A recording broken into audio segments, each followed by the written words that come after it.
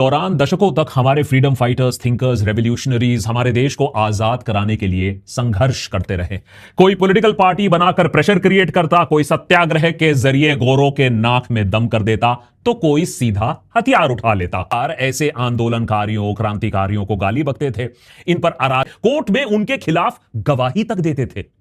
15 अगस्त 1947 हमें आजादी मिलती है और देशभक्ति के मायने भी बदलने लगते हैं, क्योंकि अब तो सरकार लोगों की चुनी हुई है। तो भला किसी को सरकार से इतनी भी क्या दिक्कत जब यह नारा खूब लोकप्रिय होता है, India is Indira, Indira is India. यानी इंदिरा गांधी पर सवाल करना, उनका अपमान करना, देश पर सवाल करना या देश का अपमान बराबर माना जाता है।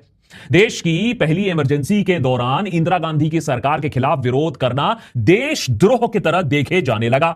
सरकार और सरकारी मीडिया ने बहुत आसानी से लोगों पर एंटी नेशनल का टैग चिपकाना शुरू कर दिया। आज देश की दूसरी इमरजेंसी काल में सरकार से सवाल पूछ लो, उनकी नीतियों के खिलाफ आंदोलन कर दो, तो सरकार सीधा सीधा देशद्रोह का मुकदमा आप पर चला देगी, या एनएसए और यूएपीए जैसी नेशनल सिक्योरिटी या एंटी टेरर कानून का सरकार सहारा ले लेगी। हाल ही में सोनम वांगचुक को सरकार ने करीबन 6 महीने तक जेल में रखा, बिना किसी केस के, बिना किसी सबूत के। उमर खालिद करीबन 6 साल से जेल में सड़ रहा है। सरकार के पास इतना समय ना हुआ कि एक ट्रायल तो शुरू कर दे, या फिर केस ही नहीं है, या फिर मकसद कभी केस चलाना था ही नहीं, मकसद था डिस्क्रेडिट कर देना। एंटी नेशनल, अर्बन नक्सल, टुकड़े टुकड़े gang, foreign funded China agent, CIA बोल दो और जवाबदेही खत्म। कुछ एक्सप्लेन करने की जरूरत ही नहीं। एंटी नेशनल है सबसे बड़ा ब्रह्मास्त्र। अब देखा जाए तो यह पैटर्न कोई नया तो है नहीं। डिसेंट को डिस्क्रेडिट करने के लिए हथकंडे हमेशा से अपनाए गए हैं। पहले ब्रिटिश राज ने किया, फिर कांग्रेस सरकारों ने किया और अब मोदी सरकार ने उसी प्लेबुक को अपना लिया है। जब भी कोई सत्ता से सवाल पूछे, सबसे आसान हथियार अपना लो, उसे देश विरोधी एंटी नेशनल बोल दो। लेकिन इतिहास गवाह है कि जिन लोगों को उस समय की हुकूमत ने एंटी नेशनल बोलकर चुप करवाना चाहा, दरअसल वही असली देशभक्त साबित हुए। इसीलिए देशभक्त के आज के इंडिपेंडेंस डे स्पेशल में एक नजर कुछ ऐसे एंटी नेशनल्स पर डालेंगे, उनकी कहानियों पर डालेंगे, जिन्होंने दरअसल देश को आगे बढ़ाने में जबरदस्त योगदान दिया था। देश की डेमोक्रेसी के लिए, देश के लोगों के हकों के लिए, जिनकी आवाज को तत्कालीन सरकारों ने दबाने की खूब कोशिश की थी, उन्हें डिस्क्रेडिट करने के हर पैतड़े को अपनाने की कोशिश की थी। लेकिन ये जो एंटी नेशनल्स थे, ये झुके नहीं और अंत पर उन पर लगा ये एंटी नेशनल का टैग भी खुद ब खुद धुल भी गया। लेकिन इससे पहले कि हम इनकी कहानियों पर जाएं, उससे पहले एक छोटा सा क्रैश कोर्स जरूरी है। एंटी नेशनल 101 का क्रैश कोर्स। शायद हम इस 80th इंडिपेंडेंस डे को एक प्रण ले सकते हैं कि ये जो एंटी नेशनल का मतलब है और एक्चुअली नेशनलिस्ट होता कौन है, इसको समझ लें। पॉइंट नंबर 1, एंटी नेशनल का कोई लीगल डेफिनेशन नहीं है। भारत के संविधान में, किसी कानून की किताब में एंटी नेशनल नाम की कोई टर्मिनोलॉजी है नहीं। यह एक पॉलिटिकल स्लर है, अब्यूज मान लीजिए। इसका कोई लीगल फ्रेमवर्क नहीं है। ठीक जैसे टुकड़े टुकड़े gang, Khan Market gang, urban Naxal, इसका इस्तेमाल किसी की बातों को बस डिस्क्रेडिट करने के लिए किया जाता है। जब दूसरे साइड के पास कोई तथ्य नहीं होता है, आर्गुमेंट नहीं होता है, तो यह शब्द थोप दिया जाता है। इसका अपने आप में कोई वजूद नहीं है, इसके पीछे कोई लीगल फ्रेमवर्क बैकिंग नहीं है। बस एक आरोप है जो मीडिया और सरकार मिलकर बार बार विरोधियों पर चिपटा देती है। इसी फॉर्मूले को नाजी जर्मनी में गॉर्बेल्स ने खूब इस्तेमाल किया था। एक झूठ को इतनी बार दोहरा दो कि झूठ ही सच बन जाए और सच झूठ बन जाए। इसीलिए आम नागरिकों के लिए JNU, Jawaharlal Nehru university, anti national university है। लेकिन फिर लोग चौंक जाते हैं जब सरकारी डेटा में हर साल देश के टॉप यूनिवर्सिटीज में उभर कर आता है वही anti national, JNU. Point number 2, यह लेबल हमेशा से वही चिपका सकता है जिसके पास पावर है। इसको पहले गुंडा नेशनलिज्म भी कहा जाता था, यानी कोई भी किसी को भी पकड़कर एंटी नेशनल का सर्टिफिकेट थमा देता है।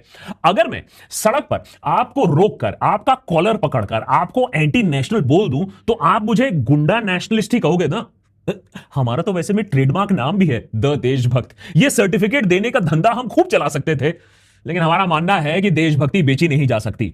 लेकिन यही बेचने का काम सरकारें करती हैं, अपनी पूरी मशीनरी के साथ करती हैं। पुलिस, मीडिया, इंस्टीट्यूशंस के थ्रू यह काम किया जाता है।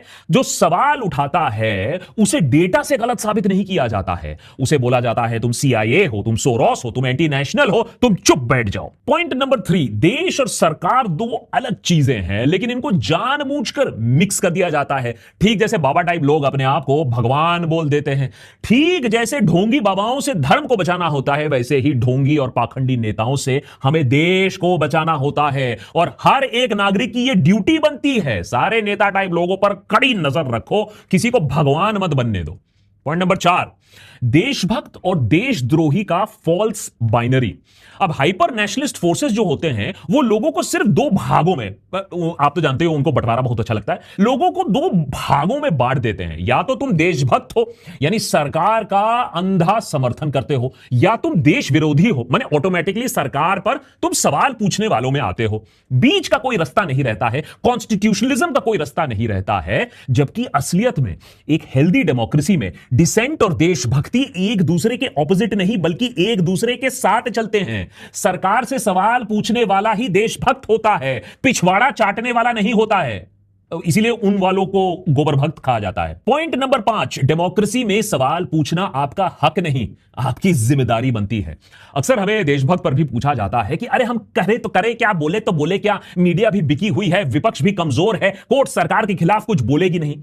लेकिन हम भूल जाते हैं कि डेमोक्रेसी में अल्टीमेट ऑपोजिशन पार्टी कौन सी होती है? देश की आवाम होती है। पुलिस, जुडिशरी, विपक्ष, मीडिया अगर एक दूसरे से सवाल ना करे, चेक एंड बैलेंस ना करे, तब भी जनता जवाब मांग सकती है। दुख की बात यह है कि जेन जी ने हमें यह बात याद दिलाई। अरे हमें जेन जी को बताना चाहिए था, लेकिन जेन जी ने हमें यह बात याद दिलाई कि भैया जनता के सामने छप्पनेश्वर को भी झुकना पड़ता है।